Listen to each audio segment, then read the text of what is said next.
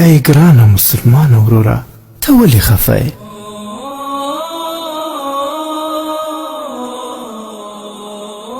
مه خفه کېږه. که ته غریب یې، خلک پوروړي دي. که ته موټر نه لرې، خلک پښې نه لري. که ته له مصیبتونو څخه سر ټکوې، خلک له کلونو راهیسې د ناروغۍ په بستر پراته دي. مه خفه کېږه. که تا یو زوی له لاسه ورکړی وي، خلکو ډېر زامن له لاسه ورکړي. که ستا څخه مالي تاوان شوی وي، د خلکو ډېر ځاني او مالي تاوانونه شوي دي. حتی د ځینو کارخانې په اور سوځېدلې او خپل ژوند یې پکې له لاسه ورکړی دی. صبر وکړه، ځکه چې ته یو مسلمان یې. په الله جل جلاله او د هغه په رسولانو، کتابونو، ملائکو، تقدیر او په ورځ د آخرت ایمان لرې. داسې خلک شته، نعوذ بالله، چې دا هر څه دروغ ګڼي او د شیطان عبادت کوي. مه خفه کېږه. که ګناه درنه وشوه، توبه وباسه، ځکه الله تعالی له توبه کوونکو سره مینه کوي.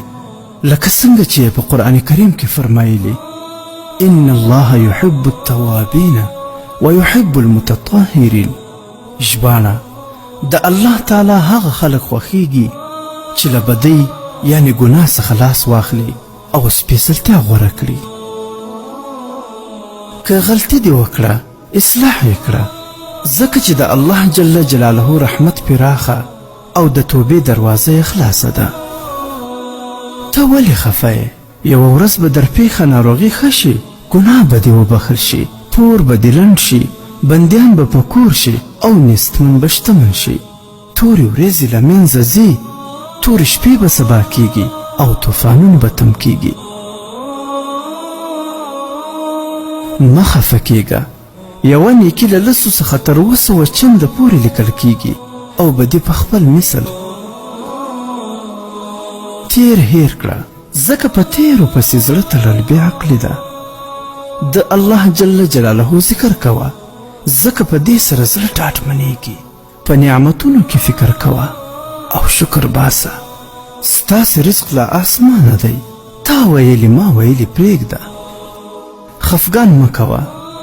خفګان مغزه خرابوي او له سترګو څخه خوبونه وړي. په ورځني ژوند کې سستي راولي او د ژوند انځور خرابوي. مه خفه کېږه. ته ښه پوهېږې چې دا ژوند د فاني دنیا هسې یو خوب دی. ستړیاوې لري، ستومانۍ لري، سهار خوشحالي، ماښام غمونه لري. دا هر څه به تیر شي. چاته په زړه کې کینه او بد مه ساته. خپل ژوند د خفګان بدبویه کنده مه جوړوه. الله پاک په هر څه نازولی، نو الله جل جلاله ته شکر وباسه. او که د الله جل جلاله لخوا امتحان در باندې راشي، نو صبر کوه، ځکه لا تحزن ان الله معنا. مه خفه کېږه، الله جل جلاله له موږ سره دی. خو یوه خبره واوره، هغه دا چې که دې له ژونده زړه تور دی او په زړه ستړی او خپل مرګ ته په انتظار او زړه دې تل د خفګان په تورو تیارو کې پټ دی، هیڅ خوشحالي هم نه لرې، نو پوه شه چې ته د خپل محبوب خدای جل جلاله او د هغه د ګران رسول صلی الله علیه وسلم څخه ډیر لرې شوی یې. ګناهونو چار چاپیره راګیر کړی یې. خبردار اوسه، لا وخت شته. خپل رب ته توبه وباسه د خپلو ګناهونو څخه. ای ګرانو مسلمانو وروره، راځه د الله جل جلاله سره او د هغه د محبوب پیغمبر صلی الله علیه وسلم سره مینه محبت کوه، ځکه چې پر الله جل جلاله خپل بندگان ډیر زیات ګران وي.